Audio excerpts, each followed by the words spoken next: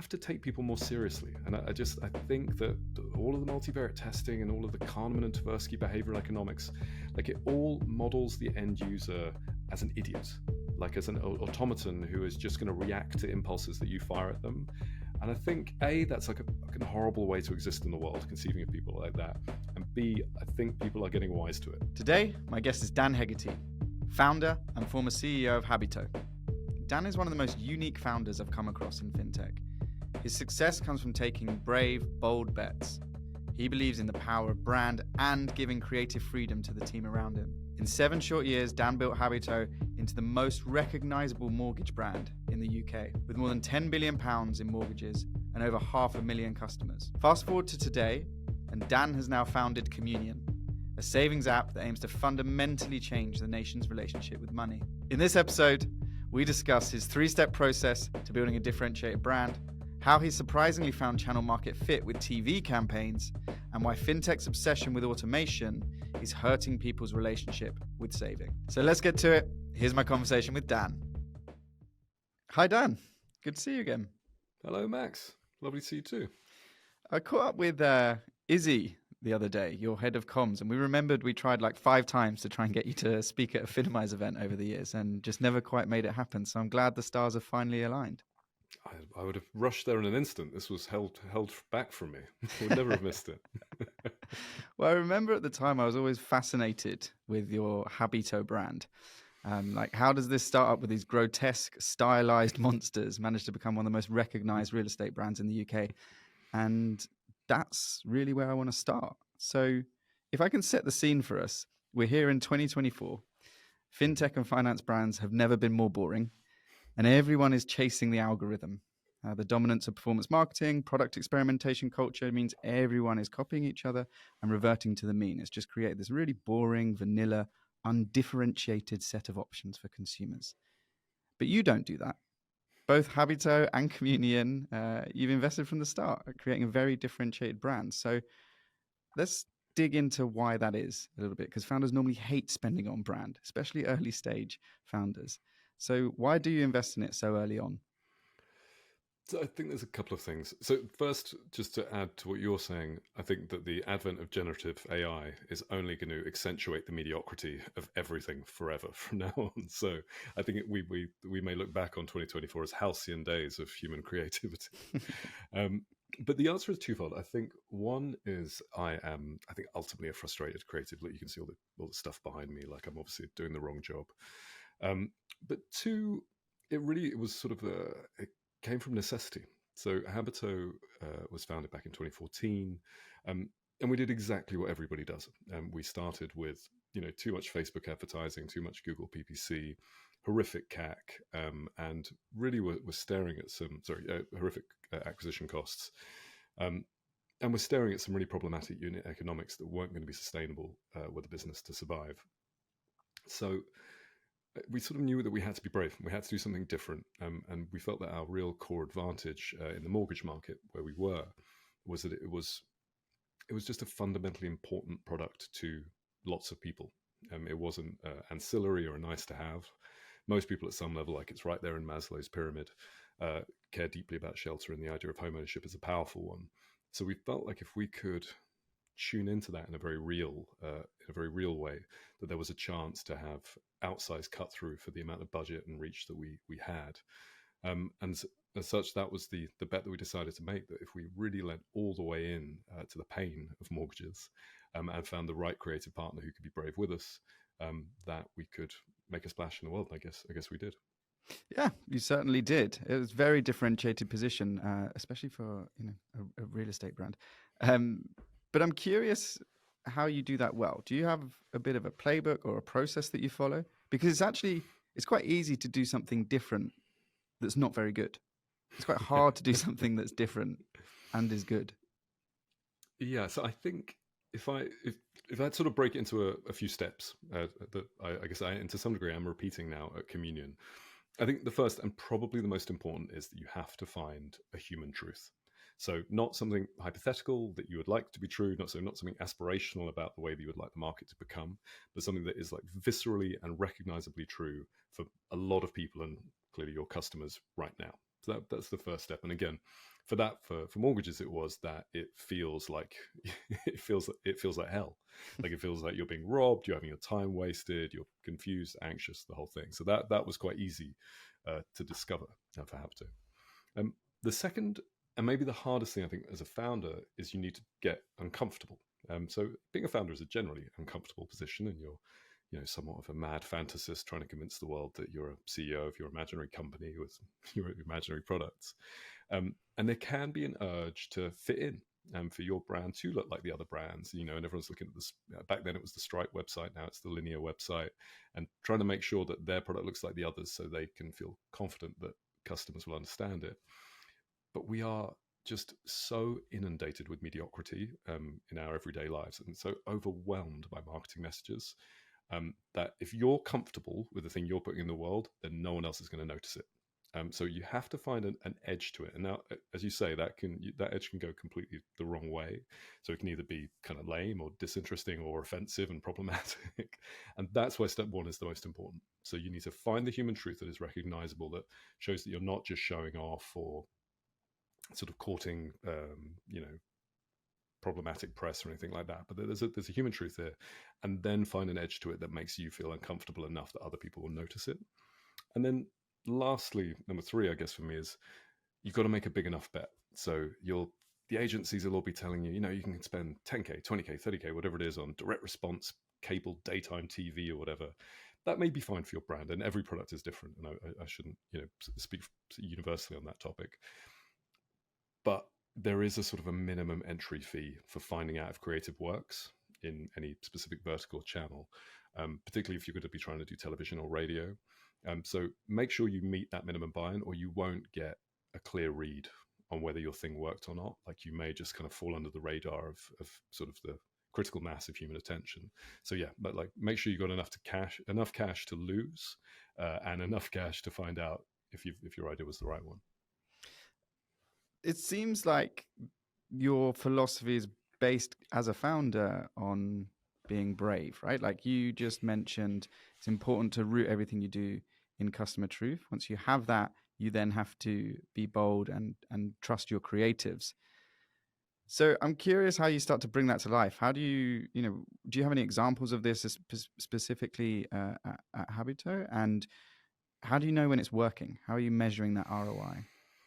Yeah, I mean, I remember the original scamps of the first TV ad, which I think was someone having their spine ripped out and their gold tooth pulled out by a mortgage. And I thought, my main concern was I thought it was juvenile. I was like, people are going to think this is daft, and we're asking them to trust us with the most important financial transaction of their lives and all of their personal data, and we're like fucking around with, cartoons. And that I did. I was really nervous, and this one thing I would say here is like bravery is often a team sport. And I remember cornering our VP marketing and CMO at the time and being like, "Are you sure?" Because I'm not sure at all. I wish I could like take all of the credit for the bravery. But just it sort of, we all looked at each other in the eye and were like, "No, listen, necessity is the mother of invention, and we don't have another idea right now." And spending more on Facebook is clearly not the answer. So you make the bet. But I also think, and I should be careful not to generalize, but I think given that so many founders come from consultancy backgrounds or engineering backgrounds or product management backgrounds, or even performance marketing, there is often an urge to kind of multivariate test everything to death. And that like, if we just run enough tests that we can acquire certainty at small scale before we actually risk humiliating ourselves or killing the business. And my experience of multivariate testing, although incredibly useful at conversion funnel optimization and lots of little things, it's not going to work for this. You're not going to be able to focus group your way through it. Like at some point, you are going to have to like take a big gulp and make a leap of creative bravery if the rest of the world is going to notice that something happened. And then how are you measuring that the world has noticed? And because I guess the reason that founders won't invest so heavily in brand is like it's expensive. It's expensive to do it well. And then when you bring it to life, often it's difficult to connect the dots between revenue growth. How have you done that in the past? And do you have any examples where you have or haven't seen the ROI come through from investing so heavily in brand? Yeah, so the thing that I don't always mention about the Habito story is it was our second try TV campaign, and so we did a TV campaign about, I don't know, I forget, 6 or 9 months previous to the successful one, the Hell or Habito campaign, which was about algorithms. It was like a very beautifully animated thing about how our algorithm was the cleverest algorithm for finding you a mortgage. And I remember being very excited. And I can't remember what we spent, but it was like a lot, like £50,000 on television, which to us was like a meaningful sum of money. And I remember like we had the spot times, we knew when it was going to be on these channels, and I'm watching all of the dashboards waiting for the spike, and it was like a mill pond. Like there was nothing. It was it was as if the advert had never happened. You're in And we had Habito hell. we were I was in my own Habito creative hell, and that felt pretty bad. And like we'd kind of messed it up, and there I think it's because we'd gone for a product truth, and tried to tell everybody how clever we are, and nobody cared how clever we are because it didn't relate to their experience of mortgages. So when we went back to the drawing board and we did it again, we saw the spike when the spots came through, and they were big spikes. And not to get too sort of dull econometrics guy on it, the thing that you would really see is you would run these campaigns for a few weeks, and you'd be very, very busy because you're front of mind, salient, good brand recall, all that kind of stuff. And then at the end of it, what you would see is that your new, the traffic would drop away, but you would have a new baseline. So, and every time you ran one of these campaigns, the baseline sort of accretively became higher and higher and higher. So we were able to sort of look back and do the arithmetic and figure out that this were, even though the CAC just in those 2 weeks maybe didn't look good, that on a blended basis, it looked really, really good. And to take the example of the Hello Habito campaign, yeah, I think we halved our customer acquisition cost and tripled the size of the business in the 12 months that followed on from that first campaign. That's incredible, especially because it's so easy to fall into the trap of mediocrity, especially when you're trying to be creative, right? You're trying to bring as many opinions in as possible and you end up reverting to the mean. But then being bold enough to place a large enough bet to see that pay off. How did it feel when you started when it actually worked? Man, I didn't trust it. Like, I just kept finding ways to say the denominator of the arithmetic was wrong, or maybe that was something else we've done. So no, I remained suspicious and difficult throughout the whole process. I think it was only 2 or 3 years into the journey where I was like, oh wow. And actually, when we did the grown up econometric analysis, we found out that I think it was 80% of all of our volume was being driven by television, and actually ironically, we were underinvesting in television compared to what it was doing for us. Now, look, that was a B2C fintech in a specific space. That is not going to be a universal playbook. But I think you can abstract the kind of the conceptual piece of bravery and cut through. It doesn't need to be TV. It can be social. It can be any number of channels. But you've got to make yourself unignorable in the world, and that requires both bravery and good creative partnership. You're gonna have to find some people who sort of can see where the edges are in the world that you might exploit. I love that. You've got to make yourself unignorable in the world. What a great mantra for anyone trying to build a brand. Now, coming on to Communion, we spoke briefly last week about your partnership with Uncommon, who are arguably like the hottest agency in London right now. It's amazing that you guys are partnered from such an early stage, and again, speaks volumes to your belief in brand and rooting it in customer truths. And we'll come on to that a bit more later, but you referenced when you were talking through that relationship the importance of giving creatives enough freedom. What do you mean by that? And what did that process look like when you were working on the new Communion brand? Look, I think it's a general truth that there is a level of stricture that just doesn't work for wild thinkers. And that's universal. It's beyond advertising. I once had a tattoo where I let the guy do whatever he wanted. Best tattoo I ever had. Like the more time you spend like trying to like be like, I want it to look like this, and showing him 19 photos of different things, like you're just killing it for them. Like you're ruining like the whole point is there. And you're not a tattoo designer, to continue with the analogy, right?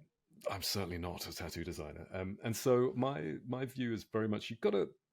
I think a universe of infinite optionality can be overwhelming, even for the most creative people. So you got to put some rails in and help them figure out this sort of both the customer truth and strategic truth. But then, man, like you've got to get out of the way. Like, what do you know? What do I know? Like, and I do think you have to trust your your taste to some degree, or if you really don't have that in you, which some don't. Some founders I know they just don't see it as their gift. Then you got to find someone really strong who you do trust in the CMO role or the VP marketing role. And it's funny, man. Like you're just seeing it, and we were very fortunate with Uncommon that we were their founding client. So in a way, we were two startups who sort of grew in parallel over a number of years. And so obviously, when I was going back to the beginning with Communion, we were super excited to like go through that journey together. And I think there were many things they found very frustrating about Habito because they turned up a few years in and were like, "God, your logo's so shit!" Like, like we always wanted to redesign that. And so with Communion, they got to sort of have creative input on absolutely every aspect of the business. But yeah, like it's a snowball rolling down a hill. Like the more creative ownership they feel in the business, and the more they can see their own creative fingerprints on the work that's being generated, like the more excited they are about doing the next thing, and so on and so on. Fantastic. I love it. And what a lesson for other founders trying to work with creatives to be able to give up that control. I'm going to shift gear now, and we're going to talk a little bit about growth and scaling. So when you're building a challenger brand, I'm really interested in the differences between, how you scale a company like Habito to over 500,000. Like, what do those hundreds of thousands of customers look like versus Communion scaling its first 1,000. So let's start with what channels worked for you with Habito, and any examples where you really crack something. I know we've spoken about TV, which is completely unconventional. I don't know if I'll ever have another startup founder come on here and talk about TV. And then normally terrified of it as a growth channel. But what are some of the the keys to really cracking TV, and then any other channels that you found accelerating in that scale up phase of the business? So this is a bit geeky, but I think it is interesting. I don't hear people talk about it that much. Is activation window. So if you take something like Habito is an extreme on this, which is that most of the time most people don't need a mortgage. If you know what I mean. We used to estimate there's only ever maybe 300,000 people in the UK who are literally in market right now. Whereas for something like a Monzo card, like everybody's always in market for a Monzo for their first, everyone's got one now, but back when they were launching, you kind of got zero activation costs. Like, why wouldn't you add this lovely new card to your wallet and this wonderful new product? And I think that does drive channel selection to a degree, whereas we didn't need someone to be able to click through to Habito at the point of receiving the message, because most people didn't need to click through and it would have been a waste of their time. What we needed them to do was remember, so that 6 months, 12 months, 24 months later, when they did come into market, we had the highest brand recognition. So when they went to Google it, they would find us. Communion is completely the other way around, more similar to a Monzo, where anyone can activate at zero cost with our product. And we need to kind of create the smallest window, if you like, between receiving the message, emotionally resonating with the message, and installing the application and getting on with it. And I think that we completely misunderstood in Habito. So we're like hammering away on performance marketing, trying to drive people to a website for a product they don't need today. And eventually we figured out that we needed to invert that pattern. Whereas, I think Communion is more similar to other B2C apps, where it's like, come now, do the thing, you'll feel better, and then stay with us and go on this journey. Well, I think I'm fascinated by this sort of activation window that you're talking about, because it's so relevant to investing as well. We on the previous episode, I was talking to Barclays managing director about how long it takes to build a relationship for something like an investment portfolio, which I imagine is similar to a mortgage. It's a large sum of money. It's a big life decision. You probably think about it at most once a year, once every few years. But you need to stay top of mind throughout that journey. So can you talk to us a little bit more, and perhaps with an example of what does that look like? What is that activation window, and what are some of the activities that would pay off from investing in there? Yes, I think you've got a couple of roads to that. So there's the sort of more classical CRM model. So in just using mortgage as the example, there isn't that much to say about. So if you're on a 2-year fixed rate, really there's not much to talk to you about for the 21 months until you need to do it next.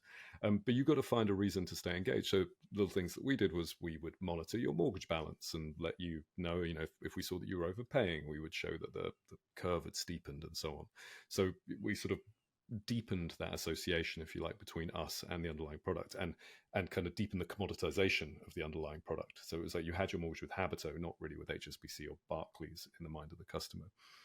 But really, and this is a bit of a boring answer, but it was the best predictor of retention. So the best predictor of us getting your next mortgage, your remortgage, was always Net Promoter Score. So you just got to do a fucking amazing job on the first one, and then they're like, "Of course I'll do it. Why wouldn't I?" Like that. No one wants to fill in that form again. So you had a really good chance, as long as you did a brilliant job, that they would stay with you. And then so that's the sort of the inside the product, and then outside the product, it's just that it's good old, what was it? Unprompted brand recognition, where they're seeing you around, and that was another key thing of the Habso strategy was we found out that all of that sort of cheap direct response TV, like the cheap end of TV, did nothing for us. I think we were actually one of the first brands who we bought individual spots. We didn't buy by weight or in bulk, and it was Champions League final, Love Island. God, I forget what was. Bake Off. I know it's Bake Off BBC. I can't remember now. But we were trying to like whatever the largest viewership spots were. So we were actually not on TV that often, but we were absolutely hammering the moments that mattered. And I think, again, depending on your brand and the demography of your customer group and whether you need to build trust. And that's a really interesting point, trust, right? Is that we could be really outrageous in the advertising because we were in an expensive ad slot. Do you know what I mean? So if you're doing something outrageous on daytime TV, it all looks a bit cheap and wobbly. But if it's in the Champions League final, you're like, oh, well, it must be okay. So there's all of these unconscious associations that allow people to build trust and increase the probability of retaining and staying with you for that next mortgage or that next investment or that next, important software purchase or whatever it might be. That's awesome. And again, just so impressed at the boldness that you have to go with for that to pay off. Yeah. If I switch focus to Communion, right? What's the playbook for your first 1,000 customers? Because I imagine you're not on Champions League final ads or Love Island ads. No, not quite yet. Although we did manage to get, thanks to our friends at Uncommon, we did manage to get Spencer Matthews to be in our launch video. There you go. Being abused, actually, by we were swearing at him, and it said in big letters, "effing Spencer Matthews." Which so that's the playbook for startups to copy. Get yourself a celeb, abuse him, put it on the internet. No, it's completely the opposite. No, we're pre-seed business, no budget. But the playbook is the same, right? And for us, the human truth of Communion is a somewhat radical one, which is that we don't believe that the problem is that people don't understand compound interest or aren't investing in the right products. Like we believe that there is a fundamental anxiety at the very basis of the relationship with money that stops people being able to think about money rationally. So it leads them to impulse purchase or put their head in the sand about financial planning. So when we talk to our audience for Communion, we were a completely new channel for me, actually. It was 90% of our first 1,000 customers were acquired via TikTok. And by far and away, somewhat to my embarrassment, the most successful ad was me talking into the phone and just saying, Sky Sports is trying to steal your money, Beyonce is trying to steal your money, and sort of this like fairly confrontational message about how difficult it is to survive in like capitalism and how absolutely overwhelming the sort of the klaxon calls to consume are all the time, and that like the first thing you're going to have to do is like introspect, understand yourselves, and build, if you like, some sort of armor if you're going to resist all those marketing messages. And that really, really landed for us. And we were trying a bunch of stuff that was much more rational, like save every day and things will be great, or get a great interest rate with Communion. And that just all like flowed down the river, and no one cared about it. But when we found that emotional truth, which I think you're seeing in a bunch of different areas, with parents' paranoia about phone use and all this stuff, I all think it's the same underlying thing, which is we are in an unnatural state of consumption and we feel overwhelmed by it and we want to find solutions. And actually social, and it's funny, my first instinct was like, let's make a really cool advert and put it on TikTok. And I did try that and it really, really didn't work. So you have to respect your medium, and also understand that your medium confers a trust or a lack of trust in the same way as television does, and think about the implications of that for your brand. But is that message that you sort of said resonated? You believe that, right? I believe very deeply. Yeah. So talk to me about that and what you've sort of learned. Why do you believe that so deeply? And And why is it the sense that, why is it important that consumers feel the sense that their money is being taken from them by all of these other things that are vying for their attention? So there's a few. So I like, embarrassingly, I'm like a fintech dinosaur. Like I've been doing this for building consumer fintechs for nearly 20 years in the UK, and investing in a bunch of them as well. Um, and it's funny, right? Like I really thought I was doing generally a good thing. And now, you all the same buzzwords were like democratizing access to X and removing the friction of getting a mortgage and making pricing more transparent. And I do think we did all of those things, whether it was us or TransferWise or Monzo. I think it's been a slew of great businesses who've done that. But there is a bit of an engineer's perspective on that, which is like, we'll just remove all the friction, we'll correct the market inefficiency, whatever it might be, we'll automate all those ineffective people in the call center away, all of the sort of megalomaniacal tech founder narratives that come out. But they do all fundamentally ignore the human, and I think that was what really landed for me as I sort of transitioned out of Habito. Was like, oh, we've done all of this, but whenever I talk to people about their financial lives, they seem more anxious and upset than ever.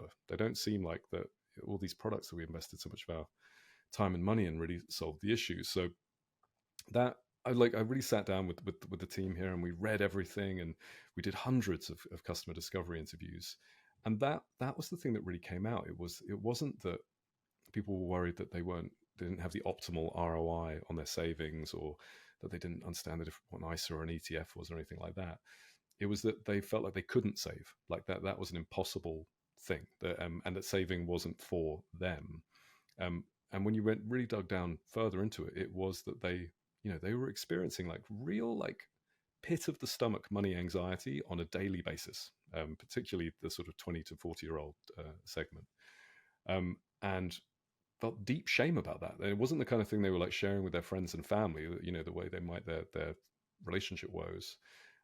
So that really sort of presented itself very clearly to me as an opportunity, not even beyond like for building a company, but that if we could somewhat reduce the level of anxiety and sort of in individuals and start to fix that relationship with money, I think that there are all of these second order benefits in terms of them making great decisions about money, enjoying the things that they spend money on more. And that's really the very crux of communion. Well, I'd love to talk about that for a moment, because we're 10, I guess in your instance, 20 years into this democratization of finance. Savings, have we really made a dent in that? Are people really more saving more? Are people really investing more? And the tried methods of sort of goal setting and roundups and financial literacy just don't seem to have worked. And particularly through all of the research we've done, really engaging with our community to try and understand, what are those blockers and barriers. Actually, when it came to investing, like the rainy day fund was the biggest barrier to entry for anyone to invest. So like these concepts are very simple, but we've managed to create an atmosphere. There is so much guilt. People feel stupid. People feel like they want to put their head in the sand around the concept of saving. And that actually the act of saving seems completely insurmountable now, to the point where people just don't start. What is the industry getting wrong here, in your opinion? So we're going to get a bit philosophical here, Max. So I believe that one of the fundamental problems of technology as a solution is that it tends to promote passivity in the end user. So there is a general like, just watch the next video on YouTube, or let the thing round up your change and then auto invest it into a basket of ETFs or whatever it is. There is a general like, in the interest of efficiency and productivity, we are going to take away work from the end user.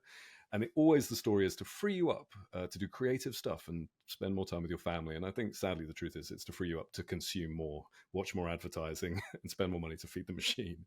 But that's a conversation for another day. But I think in saving that, you really, really see the problem is that the further the active relationship with money, and I mean, even like the physical relationship with money. First, it turned into a plastic card. Now that plastic card's gone, and now it's like a thing that flies through the air from the end of your phone like magic. And all of the very sort of basic building blocks of the brain, like they cannot, like we're not built to understand that level of abstraction in exchange and bartering and so on. So I really, and we live this in quite a literal way in communion. Like I think that the relationship has to be active. So at communion, every single day we all save £1. That is the primitive of the app. Everyone comes in, they drag £1. They can see that everybody else has saved a pound as well, and if they're on streaks and all that kind of stuff, and they'll consume a sort of a meditation on the psychology of money altogether. Um, and that sounds sort of like, what? Like a pound? Is that enough? That seems like a sort of trivial amount. You're going to make them do that every day? That sounds awful. That's an enormous amount of friction to do something that is very easily automatable. But the reality is that like we are what we do, and if you once a day, like even unconsciously in that moment for the minute that you spend in the app, or even the 10 seconds you spend in the app, are like, oh, I'm a saver. Like I'm a person who saved today. So when that marketing message comes at you being like, no, it's time for you to spend, you are able to resist it because you have built like that resilience in terms of your own identity. So I'm a huge believer in that, and I think it becomes a little bit more complex around investing. And I agree, these sort of waterfalls of like, well, you can't do X until you've done Y. It's only people who've done X who are going to tell you that. Like it's only people with emergency funds saying you definitely need one. And listen, and I'll be cautious not to blather on, but I very much understand the urge of people. We've lived in this very low interest rate environment for 5 to 10 years, and you're hearing that everybody else is becoming a millionaire on crypto and meme stocks. Of course, you don't want to stick your money into, tracker. Of course, you want to take like a big swing with a massive asymmetric upside. But that isn't ultimately the best thing for most people. And I think sort of trying to balance the fact that the best thing you can do with your money is incredibly boring and won't give you a load of dopamine, with the fact that you need to make it an active thing that they engage with daily. That is a real puzzle. And is what, oh, sorry. The doorbell. I put everything on mute except the doorbell. That's all good. That's all good. I That's why think, we've I got think Guy that's it. here. So yeah, no, I think just I'll try and rewind a few words so that makes sense. I think the challenge is balancing the need for dopamine and active engagement and excitement that people want, and why they conflate gambling and investing, with the need for an active saving habit that isn't something that's happening to the user, but it's something that the end user is doing for themselves. Well, I think, for us talking about investing, this is the message that we give to all financial institutions right now, is we need to stop thinking of ourselves and our role as teachers and advisors. Because anyone that's got kids or runs a team, you try and tell them what to do, it's never going to happen. And a lot of that is because if someone tells you what to do and you say, oh, okay, I'll do that then, you've got no autonomy to explore what to do next and to go on your own self-discovery journey. Whereas if you allow people to go on that journey and provide some contextual nudges and let them make their own mistakes and then come up with their own solutions to that, then they've got a framework and a foundation to build upon. If someone tells you to do something and it doesn't work, if it does work, you also have got nothing. So we're completely there with you on that. So we spent some time on the philosophical to bring it back down to something quite practical. What would your advice be to banks and platforms to try and get more people to save? So this is a challenging one because I think that these platforms, by their very nature, are trying to sell a lot of products simultaneously. And that is partially because they've got high customer acquisition costs and they need to generate lots of revenue to offset the amount of money they spent acquiring the customer. But I do think ultimately that it is the overwhelming number of options that is part of the challenge and part of the overwhelm that these end users experience. So I think partially my unhelpful advice is just try and do less. Stop trying to flog them Palladium and this coin and that coin, and be honest about what you think is actually beneficial for them, and do a good job of selling that to them, which is tough advice. And I think also, yeah, I think it's just I think you have to take people more seriously, and I think that all of the multivariate testing and all of the Kahneman and Tversky behavioral economics, like it all models the end user as an idiot, like as an automaton who is just going to react to impulses that you fire at them. And I think that's like a fucking horrible way to exist in the world, conceiving of people like that. And B, I think people are getting wise to it. And I think I think just in the same way that we're more media savvy than our parents were and understand the internet. I think that when I speak to my niece and nephew and a lot of the community and customers, they are just much more thoughtful about the way that they are consuming, and actually. Again, I'm straying philosophical, but it's often what they are. Their identity is defined by what they don't consume more than what they do consume. Like veganism being an example. Like, I'm a person who doesn't do that, rather than I'm an American Express customer, which would have been my parents' generation. Like, they were happy because they did do that. Yeah, I don't know if that makes sense. It makes total sense. And I think this idea of sort of stripping everything back, and essentially there's only so much real estate. I remember you told me this last week. There's only so much real estate and surface area that you have when you're engaging with a customer. So the more you cram in is more noise, more playing into anxiety, more overwhelmment, and more likely that people just duck out of that whole process.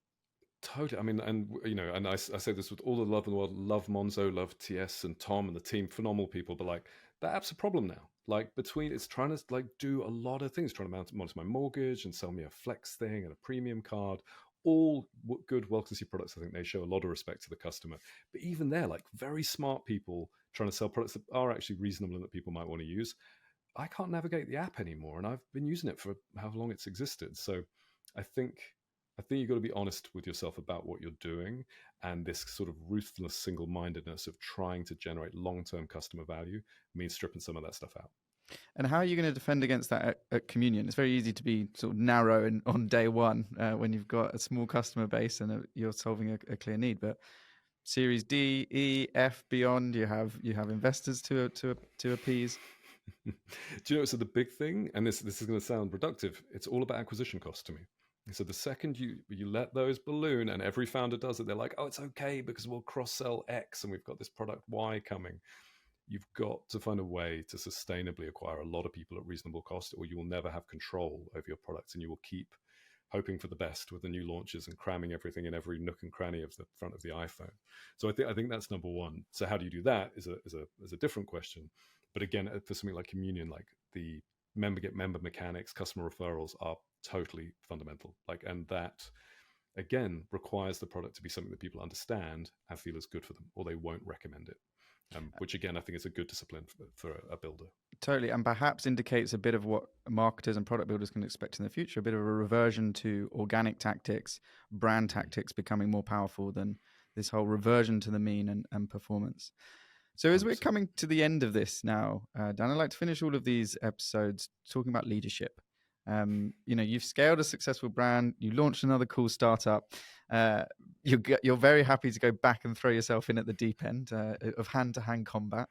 But what's your biggest lesson that you're taking with you into this new challenge that you have, but also the biggest lesson that you want other leaders to take away from being what makes a great leader? That's a big one. So to avoid sort of trotting out the usual stuff, the thing that really struck me is two things. I can only speak for myself, but I was a very insecure founder. And I think a lot of the founders I talk to are pretty insecure because there has to be something like a bit wrong with you to like want to do this and to like be sort of, how would you say, confused enough about your self-worth that you think everyone is going to want to come along with you. Delusions of grandeur, comfortable with the uncomfortable. Exactly. So, but that comes with it, like the insecurity that makes you like need to do that with your life also means that you spend a lot of time looking at all the other products and all the other founders and shit, like they're going quicker and they're already in the US or whatever it might be. And I definitely found that led me to a sort of a combination of sort of intellectual promiscuity and greed and like just what I wanted to do everything all of the time. And so there, at Habito, I look back on it like there was a point where we were building a mortgage broker, a mortgage lender, but a whole life insurance business, like not a broker, like we do all of that simultaneously. And I broke our leadership team. Like I literally broke their minds as well as my own. And I think the thing that, if there's anything that I took from it, and everybody talks about focus, and people often, I forget who said this, but people often talk about focus as a binary, like you're either focused or you're unfocused. And that's not true. It's definitely a gradient, if you like. And I think that the cost of parallelization of attention, of splitting your focus of your team in multiple directions, people massively, massively underestimate the cost of that, because you've got all these people who are sort of rotating through all of these different priorities, and trying to get them all to line up, even for a moment, is very, very challenging and creates a bunch of politics and friction and discomfort in the organization. So if there's anything that I would have taken from what I've learned to date, it is that serialization is the answer. Like, do one thing at a time. It feels terrible because you're like, oh God, but what about priority X, 2, 3, 4, 5, and 6? But if you can bring your whole organization and your full attention and energy to bear on a single problem, you can get it done really quick. And then you can move on to the next thing together. It requires real internal discipline and like the amazing kind of people that I've had the good fortune to work with. And I think, and it goes against all of my natural instincts, but I've just again and again over the last 5 years, it's turned out to be the right thing. And is that something that you work on consistently with yourself? Is that easier now you've got some experience and had some success? Yeah, I definitely. I self-report to my team quite frequently. I'm like, I've got a bad idea. I'm thinking about pressuring you into doing it. Like I'm getting it off my chest. So you got to set up some guardrails for yourself, because that because in every negative is a positive, right? Like you're a visionary and you're a fantasist. And one is lauded and one is incredibly dangerous, and they're partially post facto decided which one you are depending on how successful you are. But I think it is really just important to know thyself and to give the people you work with the opportunity to know you and call you out when you've slipped from the positive version of your proclivities into the negative. What a fantastic way to end this episode, to know thyself. But for sure, look, I've loved this conversation. Dan, I've got so much respect for you as an entrepreneur. I'm going to take this away, but I'm sure many of our listeners will too, about being bold as a point of differentiation, really listening to the customers, but ultimately just keeping things simple. Mm-hmm. Listen, it was a huge pleasure, Max. Thank you so much for having me. Thank you so much. See you soon. Thank you so much. See you soon.